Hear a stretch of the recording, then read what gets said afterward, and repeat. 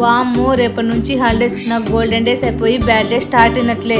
ఈ 50 రోజులు నా ఫ్యూచర్ ఏంటో క్లియర్ గా కనిపిస్తుంది.